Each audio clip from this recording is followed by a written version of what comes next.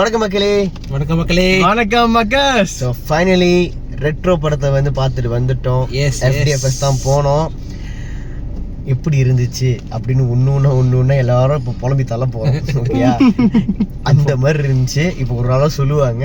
அது நான் ஆரம்பிச்சிடறேனே. ஓகே, படம் உண்மையாலுமே இதில் நிறைய கன்ஃபியூஷன் இருக்குங்க. என்ன கன்ஃபியூஷன்னா, இட்ஸ் அ குட் கன்ஃபியூஷன். என்னன்னா, இந்த படம் உண்மையாலேயே ஒரு கேங்ஸ்டர் படமா இல்லை ஒரு சாமி படமா இல்லை எப்படி சொல்கிறேன் எனக்கு தெரியல. ஓகேயா, ஏன் இதை சாமி படமா இல்லை ஏன் இதை கேங்ஸ்டர் படமான்னு கேட்குறேன்னா, நீங்கள் இந்த கதையோட அந்த பிளாட் இருக்குல்ல, ஒன்று போவோம். இந்த லவ் வார் அப்படின்னு ஒன்றுனா போகுதுல, அதை தாண்டி வாரை தாண்டி 2-3 விஷயங்கள் இருக்குது. நீங்கள் அதை பார்த்தா மட்டும்தான் உங்களுக்கு நான் சொல்கிறது உங்களுக்கு மேபி புரியலாம். ஓகேயா, ஏன் இதை நான் சாமி படமா அப்படிலாம் கேட்குறேன்னு. ஏன்னா அந்த சாமி படம் அப்படின்னு அது ரிவீல் ஆகிறதுக்கே ஒரு விஷயத்த பண்ணியிருப்பாரு. அந்த ஃப்ளாஷ்பேக்குக்கும் அந்த ப்ரெசனுக்கும் ஒரு குட்டி டீட்டெயிலிங் அதை பண்ணியிருப்பானுங்க. ஒத்த கோடு இப்படி வர்ற கோடில் வந்து ஒத்த கோடு ஆட் பண்ணிட்டு அது டோட்டலாக வேறு மாதிரி மாற்றி விட்டாங்க. இந்த மாதிரி இந்த படம் ஒரு பக்கா பியூர் ஆர்ட் ஃபிலிம். அதில் நீங்கள் டவுட்டே படம் வேணாம், இது காஜி சுப்பராஜ் படம். ஓகேயா, காஜி சுப்பராஜ் அவர் எல்லா படத்துலையுமே பண்ணுற மேஜரான ஒரு விஷயம், அவரோட படைப்பை வந்து முடிஞ்ச அளவுக்கு இந்த ஆர்ட் ஃபார்மில் கொடுக்கணும், ஆனால் கமர்ஷியலாக ஹிட் ஆக்கணும். அதான் பண்ணியிருக்காரு. ஸோ வேற லெவலில் இருந்துச்சு. இன்னொன்று ட்ரெயிலர் ரிவ்யூவில் சொல்லியிருப்ப ஒரு விஷயம், இது வந்துட்டு ஏதோ இவரோட கம்பேக்காக இருக்குமா, இவரோட கம்பேக்காக இருக்கணும் அப்படின்னு. உண்மையாக சொல்லப்போனால் பியூர் கம்பேக்கு. சூர்யாவை எப்படிலாம் பார்க்கணும்னு நினச்சோமோ, கடந்த சில வருஷமாக வந்து இவரை வந்து இந்த அளவுக்கு ராவாக எந்த படத்துலையும் காட்டினதில்லை. இது வந்துட்டு எப்படி சொல்கிறது, சூர்யா வந்துட்டு அவரோட ஆக்டிங் எந்த அளவுக்கு டைரக்டர் எந்த அளவுக்கு சொன்னாரோ எனக்கு தெரிஞ்ச அது படி ஒரு அவர் கொஞ்சம் மெருகெடுத்தி பண்ணால்தான் இந்த படம் வந்துட்டு அவ்வளோ நல்லா இருந்துச்சு பார்க்குறதுக்கு. அவரோட ஸ்க்ரீன் ப்ரெசனாக இருக்கட்டும், அவர் வந்த ஒரு சீனும் வர்றப்ப கத்துறானுங்க, ஒரு சீன் வரப்போ கத்துறாங்க. ஸோ அது இன்னொன்று ரெஃபரன்ஸு அவன் ரெஃபரன்ஸ்னு சொல்லிட்டு என்னென்னவோ பண்ணிட்டு இருக்கான். பியூர் ஃபேன் பாய் ரெஃபரன்ஸ்னா கார்த்திக் சுப்பராஜ். ஓகே, அந்த ரெஃபரன்ஸாகவே உங்களுக்கு தெரியாது. ஆனால் நீங்கள் பார்க்குறப்ப இதை அவரை பார்த்த மாதிரில இருக்கு, அவரை பார்த்த மாதிரில இருக்கு அப்படின்னு நீங்கள் ஒரு ஆள் நீங்கள் மென்ஷன் பண்ணுவீங்க. அதை நான் இங்கே ரிவீல் பண்ண விரும்பலை. அதை வந்துட்டு இது அவர் தானே, இது வேற ஒரு ஃப்ரேமும் அவர் வைக்கிறப்ப அந்த சைட் ஷாட்டோ சரி, அந்த பின்னாடி ஷாட்டோ சரி, எல்லாமே பேக் ஷாட் எல்லாமே இந்த ஹேர் ஸ்டைலில் எங்கேயோ பார்த்த மாதிரி இருக்க அப்படின்னு சொல்லிட்டு பட்டுன்னு உங்களுக்கு ஒரு கிளிக் ஆகும். அதுதான் ஃபேன் பாய் சம்பவம். ஆக்சுவலி இது ஃபேன் பாய் சம்பவம், சூரியோட கம்பேக் எல்லாமே சேர்த்து. இன்னொன்று சொல்லி ஆகணும், என் மனசு பூஜா ஹெக்டே அந்த அவங்கள எவ்வளவு தூரம் ஒரு டஸ்கி ஆக்க முடியுமா. ஆனா அந்த டஸ்கிலயும் ஒரு அழகு இருக்கு. ஒரு சீன்ல வர்றப்ப லைக் ஒரு பார்க்குற இல்லையே இது பூஜா ஹெக்டே மாதிரி இல்லை, ஏதோ ஒன்று பண்ணியிருக்கானுங்க அப்படின்னு இருக்கும். ஆனால் ஒரு ஷாட்டு அந்த க்ளோஸ் அப்லாம் வைக்கிறப்ப கார்த்திக் சுப்ராஜ், பூஜா ஹெக்டே நீ இப்படிலாம் பார்த்துருக்கியா அப்படின்னு லைக் நான் சொல்ல போனால் சொல்லிட்டே போகலாம். படத்தை வந்து பாருங்கள் தயவு செஞ்சு. மொரட்டு கம்பேக் இன்னொன்று கார்த்திக் சுப்பராஜ் டச். அதோட நான் முடிச்சுக்கிறேன். ஓகே, இந்த கதையோட சுருக்கம் என்னன்னா, நம்ம சூர்யா வந்து லவ் பண்ணுறாரு. யாரை பண்ணுறாருன்னா பூஜா ஹெக்டே லவ் பண்ணுறாரு.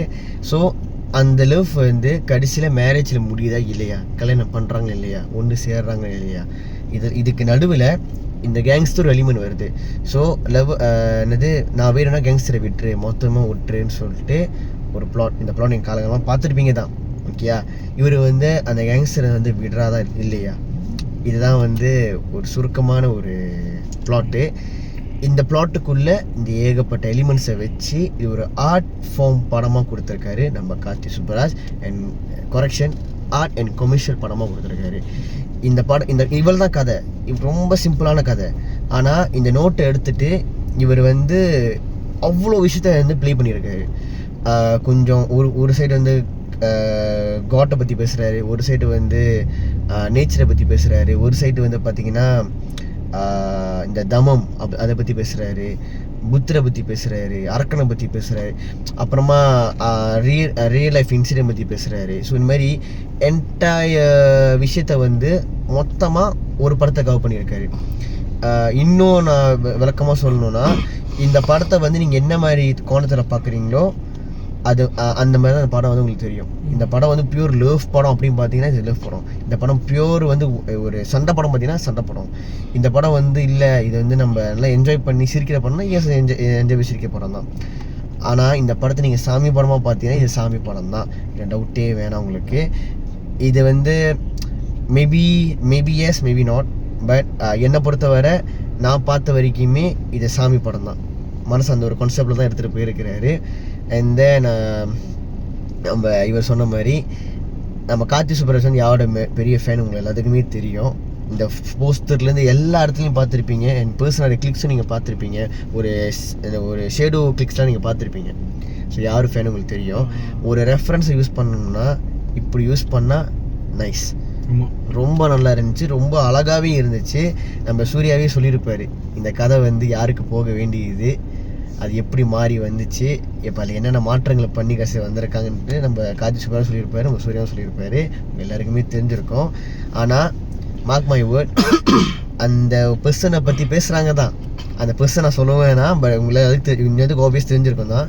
பட் அந்த பர்சன் தான் வந்து ஒவ்வொரு ஷேரை பண்ணுறா கேட்டிங்கன்னா இல்லை, ரெஃபரன்ஸாக மட்டும்தான் இருக்குது. ரெஃபரன்ஸாகவும் வச்சுருக்காங்க. ஆனால் வந்துட்டு அதே தான் ஃபுல்லாக வச்சுருக்காங்கன்னா இல்லை, சூர்யா இருக்கிறனால சூர்யா நடிச்சிருக்காரு. சூர்யா ஃபேன்ஸ்க்கு வந்துட்டு அந்த சூர்யாவோட சில ஸ்டைல்ஸ்லாம் இருக்கும். அந்த ஸ்டைல்ஸ் அந்த ட்ரெயிலர்லேயே பார்த்துருப்பீங்க. அந்த மோட்டர் திருப்புறதா இருக்கட்டும், அதுக்கப்புறம் ஒரு டான்ஸ் ஸ்டைலாக இருக்கட்டும், எல்லாமே வந்துட்டு சூர்யாவோட ஓஜி, அந்த ஓஜியோட சூர்யா வந்துட்டு இந்த சாயில கொஞ்சம் இருக்கும். ஆனால் அதான் சொல்கிற ரெஃபரன்ஸ் வந்துட்டு திணிக்க வேண்டிய இடத்துல திணிச்சிருக்காங்க. அதோ வந்துட்டு எல்லாமே வந்துட்டு பார்க்குற மாதிரி இருக்குது, எல்லாம் கொஞ்சம் ரசிக்கிற மாதிரி இருக்குது. ஒன்றும் விசில் அடிக்கிற மூமெண்ட் தான் அந்த ரெஃபரன்ஸ் எல்லாமே. ஸோ இப்போ இப்போ எங்கள் கூட்டத்தில் பார்த்தீங்கன்னா வந்து ஒருத்தர் வந்து புத்தர் ஸ்டேஜில் வந்து இருக்கிறாரு. இப்போ அவர் மொதல் வாய் திறக்க போகிறாரு. இப்போ ஸோ உங்கள் ரிவ்யூ நீங்கள் சொல்லுங்கள். ரிவ்யூவா நிறைய இருக்குது சொல்லிட்டாங்க. ஓகே, ஆனால் இருந்தாலும் ஒரு சர்ப்ரைஸ் இருக்கு. ஐ திங்க் 5 நிமிஷம் இல்லைன்னா 17 நிமிஷத்துக்கு சிங்கிள் டேக் செஞ்சுருக்காங்க காய்ஸ். பாட்டு சிங்கிள் டேக் செய்யலாம், ஆக்ஷன் சிங்கிள் டேக் செய்யலாம், ரெண்டுமே ஒன்றா அந்த சிங்கிள் டேக் வர பாருங்க. உண்மையாகவே அது எனக்கு என்ன செய்யறது என்ன சொல்லியது தெரியல. உண்மையாகவே நல்லா இருந்துச்சு. பாட்டில் அந்த ஆக்ஷனில் அது ரெண்டுமே அவங்க வந்து புல் ஆஃப் பண்ணியிருப்பாங்க. என்னன்னா இது வந்து ஓவர் பில்டப் பண்ற மாதிரி தான் இருக்கும். இல்ல ரியாலிட்டி என்னதுன்னா இந்த மாதிரி படம் சிங்கிள் டேக்ல இன்னும் யோசிப்பாரு, ஏன்னா சிங்கிள் டேக் படம் வந்துருக்கு இல்லையா, நன்னில படம் வந்துருக்கு இல்லையா அப்படின்னு யோசிப்பீங்கன்னா தப்பு கிடையாது, இருக்குதான். ஆனா இது வந்து நீங்க இந்த படத்தை நீங்க பார்த்தே உங்களுக்கு தெரியும். இந்த படம் இது வந்து ஒரு கம்போசிஷன். ஓகேயா, எங்கே ஆரம்பித்தாரோ அங்கேயே முடித்தார். ஓகேயா, நான் அதை ட்ரை பண்ணியிருக்கேன். எங்கே நான் வந்து அந்த சீனை ஆரம்பிச்சனோ அதோட எண்டிங் அங்கேயே நான் முடிச்சிருப்பேன் ஒன் டேக்கில். அது ஒரு பியூர் ஆர்ட். அந்த ஆர்ட் ஃபார்மை வந்து அவ்வளோ அழகாக காமிச்சிருக்காரு. பாடல் வரும், நிறைய எமோஷன்ஸ் வரும். இந்த ஒன் டேக் பண்ணுறது வந்து என்னை பொறுத்தவரை இதுதான். ஒன் டேக் ஏன் பண்ணுறாங்கன்னா, எனக்கு பண்ண தெரியும், நானும் பிடிங்கி தான், அதுக்காகலாம் பண்ண கிடையாது. அந்த ஒன் டேக் இது எதுக்கு பண்ணுறதுக்கு ஒரு காரணம் என்னதுன்னா, உங்களோட எமோஷன்ஸை வந்து மொத்தமாக அப்படியே கேரி பண்ணி டெலிவரி பண்ணுறாங்க நம்மளுக்கு. அப்போ தான் வந்து அது வந்து லைக் தும் அப்படி அடித்து நிற்கும். ஓகே, அந்த நங்குற மாதிரி அடித்து நிற்கும். ஸோ அதுக்கு தான் வந்து ஒன் டேக்கு வந்து அவங்க கையாளுறாங்க. ஓகேயா, இந்த என்டையர் இந்த ஒன் டேக்கில் பார்த்தீங்கன்னா நிறைய எமோஷன்ஸ் ப்ளே ஆகிட்டு இருக்கும். சிரிப்பு, சோகம், அழுக, கோபம். ஒரு பக்கம் சிரிச்சுட்டு இருப்பாங்க, ஒரு பக்கம் வந்து சிரிக்க முடியாமல் ஒருத்தர் இருப்பார், ஒரு பக்கம் வந்து கோவத்தில் இருப்பாங்க, ஒருத்தர் வந்து அந்த குற்ற உணர்ச்சியில் இருப்பாங்க, ஒருத்தர் வந்து பார்த்தீங்கன்னா பின்னாடி வந்து இவனை எப்படி போட்டு தரலான்னு யோசிப்பாங்க. மேக்ஸ் அண்ட் எமோஷன்ஸ் கடைசியில் அந்த ஆரம்பிச்ச இடத்துலையும் முடிச்சிருப்பாங்க. இது ஒரு பக்கா பிளான், நல்லாவே தெரியுது. கண்டிப்பாக ரிஹர்சல் எல்லாமே எடுத்து ஒரு 1-2 வீக்ஸ் எடுத்து முடிச்சிருப்பாங்க, நல்லாவே தெரியுது. And then entire team வேற லெவல் பண்ணிட்டாங்க. இன்னொன்று மார்ஷல் ஆர்ட்ஸும் இந்த படத்தில் ஒரு மெயினான ஒரு கருவியாக தான் இருந்திருக்கு. லைக் நிறையா இந்த மார்ஷல் ஆர்ட்ஸாக இருக்கட்டும், அது சூர்யா இன்னொன்று சூர்யா ஃபேன்ஸ் வந்து என்னென்னா சூர்யாவோட ஃபிசிக் அவருக்கு யாராச்சும் வயசாச்சுன்னு சொல்ல முடியாது, அவர் ரசிக்காத ஒரு ஆள் இருக்குன்னு சொல்ல முடியாது. அவர் அந்த கண்ணிலே ஒரு நடிப்பை காட்டுவார். அந்த ரொமான்ஸாக இருக்கட்டும் அந்த கண்ணில், கோபமாக இருக்கட்டும் அந்த கண்ணில் காட்டுவார். இதில் வந்துட்டு லைக் சூர்யாவுக்கு 6 பேக் இருக்குமா அப்படின்னு கேட்டால் படத்தை பாருங்க உங்களுக்கு தெரியும். ஆனால் வந்து வச்சிருக்காங்க. ஆமாம், ஆனால் வந்துட்டு என்னன்னா அந்த வயசில் அவர் அவ்வளோ டிசிப்ளினாக இருக்காரு, ஃபிசிக்ஸ் ஸ்டில் மெயின்டைன் பண்ணிட்டு இருக்காரு. அந்த ஃபிசிக் மெயின்டைன் பண்ணுறது ரொம்ப கஷ்டம். அவர் மெயின்டைன் பண்ணிட்டுருக்காரு. அவர் இது பண்ணுறாருன்னா எல்லாமே சல்யூட் டு சூர்யா சார்ல. அது வந்து இவரோட சொல்கிறல மொரட்டு கம்பேக். இது சம்பவம்னு ட்ரெய்லர் நான் சொல்லிட்டு இருந்தேன், சம்பவமாக இருக்கணும்னு செஞ்சுட்டாங்க. சூர்யா சொன்ன மாதிரி இனிமேனா சிறப்பான தரமான சம்பவம் பார்க்க போறீங்க. உண்மையான சம்பவம். அடுத்தடுத்த படத்துல சம்பவம் எதிர்பார்க்கிறோம். முடிஞ்ச அளவுக்கு கொடுத்தா நல்லா இருக்கும். ப்ராப்ளம் இல்லைன்னா இது ஏன் நாங்கள் கம்பேக் கட்டுறாங்கன்னா it's theatrical movie comeback.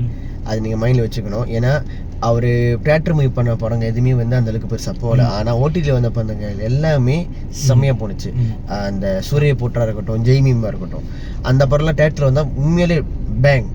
But தியேட்டரிக்கலாக வந்து அவருக்கு எந்த ஹிட்டுன்னு தாண்டி சரியாக போகல. அதான் மேட்ரு. ஸோ அதனால தான் வந்து இதை கம்பேக்குன்னு நிறைய தடவை சொல்லிட்டு இருக்கோம். அவனும் சொல்லிட்டு இருக்க. இதுக்கு அதான் காரணம். ஓகேயா, இது ஏன் இவ்வளோ தெளிவாக சொல்கிறேன்னா எந்த ஒரு மிஸ் கம்யூனிகேஷன் ஆகிடக்கூடாது. அதுக்காக தான். இல்லை, ஏன்னா சூர்யாவோட இன்டர்வியூஸ் எல்லாம் பார்க்குறப்ப லைக் அவரே நிறைய சொல்லிட்டு இருக்காரு. லைக் என் ஃபேன்ஸ்க்கு நான் வந்து நிறைய வருஷம் வந்துட்டு நான் அவங்களுக்கு ஏதாச்சும் ஒன்று கொடுக்கணும் அப்படின்னு. ஸோ இதுக்கு வர படம்லாம் வந்துட்டு நான் அதை செய்வேன் அப்படின்னு. ஸோ நான் தளபதி ஃபேன் தான், நான் இல்லைன்னு சொல்ல. ஆனால் சூர்யாவும் நான் ஒரு ஃபேன் தான். அவரோட படம் வந்துட்டு அந்த அளவுக்கு இருக்கும். ஏன்னா அவரோட நடிப்பு அந்த அளவுக்கு இருக்கிற ஆள்னால படம் அந்த அளவுக்கு இருக்கணும். ஸோ அதனால தான் சொல்கிறேன், இந்த கம்பேக் வந்துட்டு அவருக்கு முக்கியமாக தேவை. இப்போ அவருக்கு அது தேவை. தியேட்டரிக்கல் கம்பேக் அவருக்கு தேவை. ஸோ அந்த வரைக்கும் ப்ராப்பரான கம்பேக் தான் கொடுத்துருக்காரு. மறுபடியும் புத்திரி பேசுவார். என்ன பேசு எல்லாம் பேசிட்டாங்க guys. ஏதோ நல்லா எதுக்கு நீ வர வச்சாங்களே தெரியல. போல சொல்லிட்டாங்க, நானும் பார்த்துட்டு இருக்கேன். அதே ஒரு ரசிகரா மாதிரி எங்க ரிவ்யூ ரசிச்சிருக்காங்க. ரசிக்கிறேன், ஒரு ரிவ்யூ ரசிக்கிறேன். இதை பத்தி நான் பேசாம இருக்கேன். நான் டெய்லி பேசி சைலன்ஸா இருக்கிறேன், ரசிக்கிறேன். ஸோ இந்தமாரி இந்த படம் முழுக்கவே இந்த அவ்வளோ விஷயங்கள் இருக்கு கைஸ். இப்போ முழுக்க வந்து இது எங்களோட எக்ஸ்பீரியன்ஸ் மட்டும் தான் ஷேர் பண்ணுறோம், ரிவ்யூ மட்டும் தான் ஷேர் பண்ணுறோம். ஓகேடா, படத்தில் என்னடா புகழ்ந்து தள்ளுறீங்க, இந்த மைனஸ்லாம் இல்லையான்னு வந்து பொதுவாக இருக்கிற மைனஸ் தான். பட் எனக்கு இல்லை பெரிய மைனஸ் படுறது என்ன பட்டுச்சுன்னா, இந்த படத்தோட டியூரேஷன் கொஞ்சம் லைட்டாக ட்ராகியான ஃபீல் எனக்கு இருந்துச்சு. செகண்ட் ஹாஃபுக்கு அப்புறம் எனக்கு லைட்டாக கொஞ்சம் ட்ராகினஸ் இருந்துச்சு. அது இன்னும் கொஞ்சம் லைட்டாக டியூரேஷன் கம்மி பண்ணியிருக்கலாம் என்னை பொறுத்தவரை. மேபி அது ஒரு 2-3 மினிட்ஸ் கம்மி பண்ணி தான் இது நல்லா இருந்திருக்கும். சில சீன் வந்து கொஞ்சம் எல்லாம் ரிப்பீட்டிவாக இருந்துச்சு. அந்த ரிப்பீட்டிவ் சீன் தான் வந்து அது எப்படி சொல்கிறதுனா அது இல்லாமல் இருந்திருக்கலாம். அதனால தான் இன்னும் ட்ராகி ஆணுச்சோன்னு தோணுச்சு. மற்றபடி வந்து எனக்கு பெரிய அளவுக்கு எந்த ஒரு மைனஸும் தெரியல, எந்த நெகட்டிவும் தெரியல. Full and full positive vibes தான். படம் முழுக்கவே போனீங்கன்னா நான் கொடுத்த காசுக்கு ஒர்த் அப்படின்னு சொல்லிட்டு அந்த திருப்தி வந்து உங்களுக்கு கண்டிப்பாக கிடைக்கும். எந்த ஒரு டவுட்டும் கிடையாது. அண்ட் சொல்ல மறந்துட்டோம், இதை ஆர்வத்திலே சொல்லியிருக்கணும். Thank you for the invitation. Malaysian Surya Fan Club and DAK. Thank you so much. உண்மையிலே தரமான சம்பவம். உரிமை அடிச்சு இன்னும் பண்ணி வேற லெவல் டான்ஸ்லாம் இருந்து கொண்டாட்டம். Pure celebration. நல்லா செலிப்ரேட் பண்ணீங்க. ஆனா அதே சமயத்துல அந்த செலிப்ரேஷனை வந்து கரெக்ட் டைமுக்காகலாம் கொண்டு வந்துட்டீங்க. ஓகே, இது வந்துருச்சு. எஸ், படம் போக லேட் ஆச்சு தான், சில டெக்னிக்கல் ஃபால் லேட் ஆச்சு தான். பட் டெக்னிக்கல் ஃபால் அதை தாண்டி இவங்க சொன்ன டைமுக்கு எல்லாமே பட்டா செஞ்சுட்டாங்க. கரெக்டாக உள்ளே விட்டுட்டாங்க தேட்டர் உள்ள. ஸோ எல்லாம் பக்கா ட்ரூலி என்ஜாய். அண்ட் படத்தை வந்து மிஸ் பண்ணிடாதீங்க கைஸ். இதை வந்து நீங்கள் ஃபோனில் பார்க்குற படம் இல்லை, தேட்டர் வந்து பார்த்து எக்ஸ்பீரியன்ஸ் பண்ண போகிறோம். அண்ட் இந்த சினிமா என்டிஎஸ்சி இருக்கீங்களே, உங்களுக்கெல்லாம் வந்து நான் ஒரு ஓப்பன் ஒரு சேலஞ்ச் கொடுக்குறேன்னு வச்சுக்கோங்களேன். என்ன சேலஞ்சுனா, அந்த சேலஞ்ச் வந்து என் கூட தான் வச்சுக்கோங்களேன். என்னென்னா, இந்த படத்தோட ஸ்டோரியை வந்து இதுதான் கதைன்ட்டு ஃபர்ஸ்ட் ஹாஃப்லேயே வந்து சொல்லி முடிச்சிட்டாங்க. ஓகே, எங்கேயாவது நோட்டீஸ் பண்ணிங்கன்னா அது கமெண்ட்ல வந்து சொல்லுங்கள், நம்மக்குள்ளேயே பேசிக்கலாம். ஓகேயா, செகண்ட் ஹாஃபில் இந்த படத்தோட கிளைமேக்ஸ் வந்து இப்படி தான் முடிய போகுதுன்ட்டு செகண்ட் ஹாஃபில் அழகாகவே அது ஒரு ஃபர்ஸ்ட் ஒரு 20-30 மினிட்ஸ்லேயே காமிச்சிருப்பாங்க. ஓகேயா, இதுதான் கிளைமேக்ஸ் அப்படின்ட்டு. இதுவும் எல்லாமே ஃபோர் ஷேரிங் பண்ணிட்டாங்க.